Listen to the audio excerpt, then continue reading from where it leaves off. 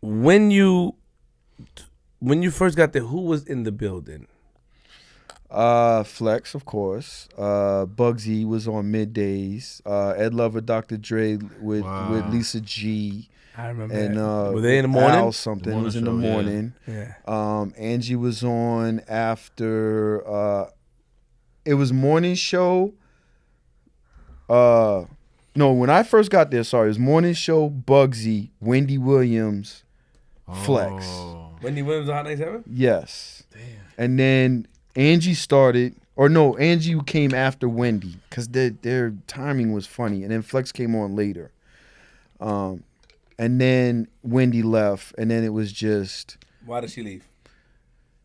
I'm not sure why she left, but I know she went to a different radio station. Now let me ask you a question. This might be a difficult question. In your opinion, who was the best morning show? Which one did the most numbers up there? I mean, you know who I'm gonna say. I don't, but I want to know who you're gonna say. Probably what, Star? Yeah. Okay. Yeah. Star definitely made major impact, but Oh, with no butts. well, I'm gonna tell. Whoa. You gonna let me answer it or not? I'm not. Tat was in the Well, building. then tell me why it's not. Because. Okay, that's a good answer. So listen, Talk to him. Tell him no, man. when the morning shows, when Hot 97 started, back to that point that before Hot 97, there was no radio station except for KMEL out in the Bay in California. Okay. They were the only one that were kind of playing hip hop like full time, but that was super local and it wasn't coming out of the Bay. Hot 97 was the first radio station that played hip hop 24/7. Okay. And because of that, it reverberated across the country. It was a huge deal. And every show made an impact. But Ed Lover and Dr. Dre, because they were coming from Yo MTV Raps, which that show is tonight, actually, the 30th anniversary. Oh, shoot. Tell you the truth. Yo MTV Raps was, you grew up watching them after school. And so when they came on the radio every day, it was a no-brainer. I'm listening to that. The radio, look, when Hot 97 came on, motherfuckers turned that motherfucker on and didn't turn it off until somewhere in the 2000s. Because that's what they wanted nonstop, guaranteed. So that morning show impacted. Ed Lover and Dr. Dre morning show. So Huge. you felt that was bigger than the Star and Buck Wild show. Yes. Now Star and them, of course, were big because that was at a time that it was a second wave of a big morning show, and they made a huge impact. Based off of his controversial Based off ways. of how he was doing it. Yes. Okay. So yes, he was big and he made a lot of moves in the game. But I can't give it better than. I can't say that it was bigger than Ed Lover and What's Dr. up, Dre. y'all? What you gonna say? Oh, Who's no. on the phone with Ed Lisa and James? Yo, they did the roll call. They had so many pieces. Star was lit though, man. No, of Star course, was yeah. lit, and I respect Star. Just was Star, on the show too, right? Justin Lil Neek they did the with Ed Lover in the morning, right? Well, At they some would. point. Yes, they. What they would do was when DJ Scribble was out, they would kind of fill in sometimes, but they were through Scribble more. Okay, more or gotcha. less, yeah. Okay, but so all right, so. Well, let me tell you my Star story. Yeah. Right. So I definitely have a lot of respect for Star. I was on the street team still when Star was there, and he was getting a lot of like attention because of what he was doing, and motherfuckers was on him, right? So we did, I think it was the New York City Auto Show at the Javits. And, Javits Center. Mhm. And everybody was sweating him, even from the station, and he was, shitting on a lot of people or whatever. But he a street dude, essentially, right? Not, he's not no big kingpin type dude, but you could tell he's from the street. Mm-hmm. So I knew it was like, okay, just connect with him and let him know that, I understand.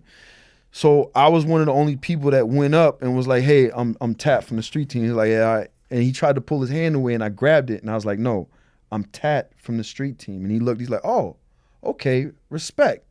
And he understood that I knew how to get through to him in that connection. And moving forward, in 2000, I didn't get to that part. You cut me off, but it's cool. I didn't get to the part of, in 2000, because I was the popular guy on the street team, Reggie Hawkins, who at the time was, You may not know him. He was big on Star's show though. Actually, Sergeant Hawkins. You don't remember? I remember Sergeant Hawkins. So Reggie We gotta find that Hawkins man. came. Yeah, see what's going on. He actually went to Sirius. He just left there. I don't know where he's at right now, but shout to Reg. He came to promotions. Was like, yo, who do y'all have in this department on the street team that you trust and has enough sense that could come run the board? And they was like, Tat. So that's how I started in 2000 and became a board op. Oh. Shout to Keith Johnson, shout to Rose for putting me in that position. And then from there, I was just doing fill-in shit. And then Mr. C did Late Night with Mr. C, Friday night / Saturday morning, 2 a.m. to 4 a.m. Needed a permanent fill-in. And because me and C had already connected because we both from the Sty, he was like, nah, yeah, Tat's cool. I fuck with him. So I got that show permanently in late 2000. I have a question. Just backtrack a little bit. Mm-hmm.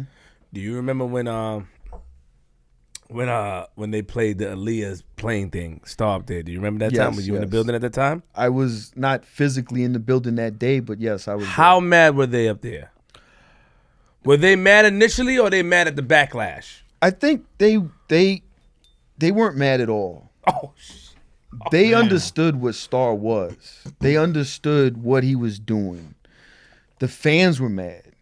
The Aaliyah fans were furious, and people that just understood. I heard people was outside the building also Yes, as well. no, definitely. People that just loved Aaliyah or just understood and respected Aaliyah.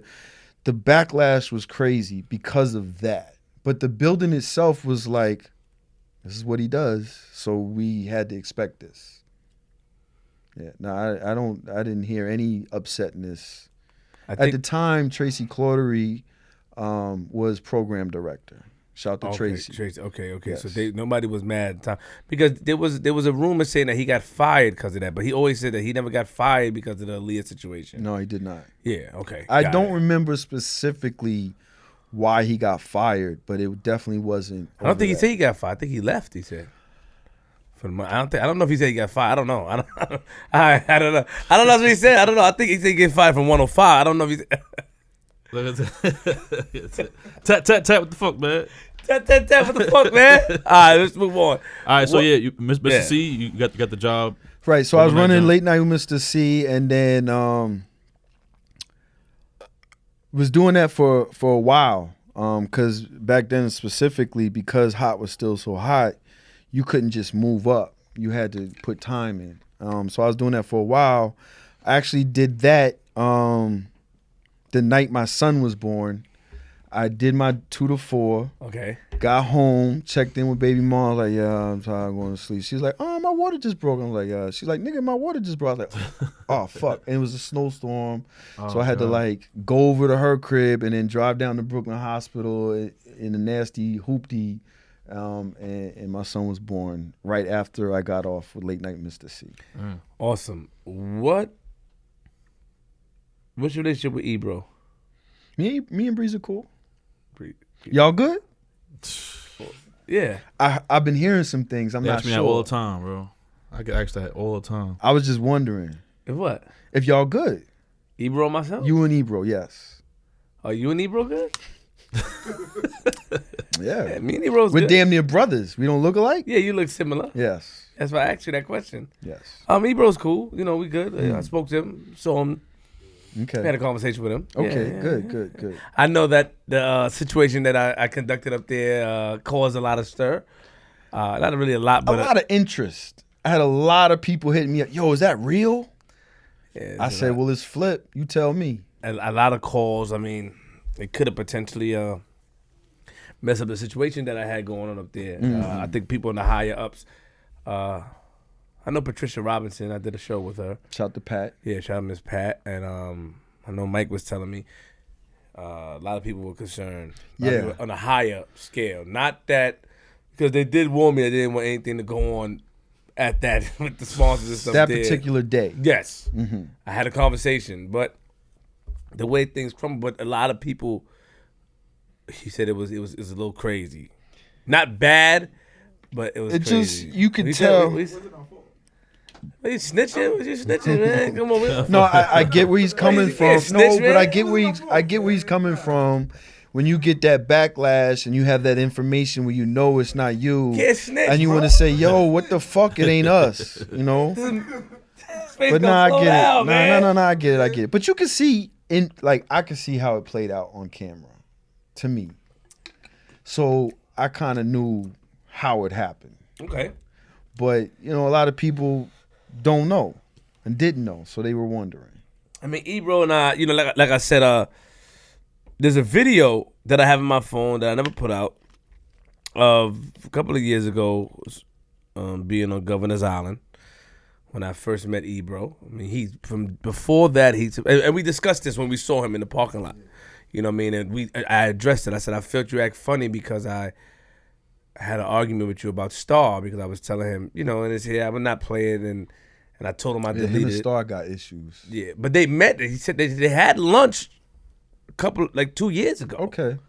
They had lunch, and I don't know where it went wrong again. Something with Star and Rose. I don't know where it went wrong. Only Star can talk about it. Right. But I told Ebro in the audio, in the video that I have on my phone, as far as how Star made Hot 97 pop, and Ebro was, he objected, and he also said that, we're in Japan now, Summer Jam Japan, and when he was around, we didn't get that, and he did give him his credit as far as making things happen at the time, but that was, he said he considered it 1,000 years ago. That's what he said. So I felt that because he did support me, he shouted me out on the radio too. He shouted me out, your Queens Flip. And then after I did that at Governor's Island, everything changed. Because I was in his face. I'll show you when we get off the camera. Yeah, start out the camera. You know what I mean? That's my mentor, but I didn't know he was gonna take it like that. I saw the video. You saw the video, right? Yeah, I didn't know he was gonna take it like that. Right. That's my opinion. I didn't know. Right. He said recently that he understood where I was coming from. He had his opinion, right? And we agreed this. But that's what I think that because he's shouting me out. Laura Styles DM me. People DM me like, "Yo, we gonna do some work." Ebro wants to work, and then after that, they went another direction. They went with the other big guy. Shout out to my man Fat Boy and stuff like that. Copy. But initially, they hit me up, so I felt that was the cause. Right. Because Governor's Island was wild, and nigga was trying to swing a belt at me. It was crazy. It was cold. Mabby was looking. So I told him. Wow. You know what I mean? I didn't know they really had issues. I just thought it was some shit, but I think they did. They was. Yeah, they had some issues over time.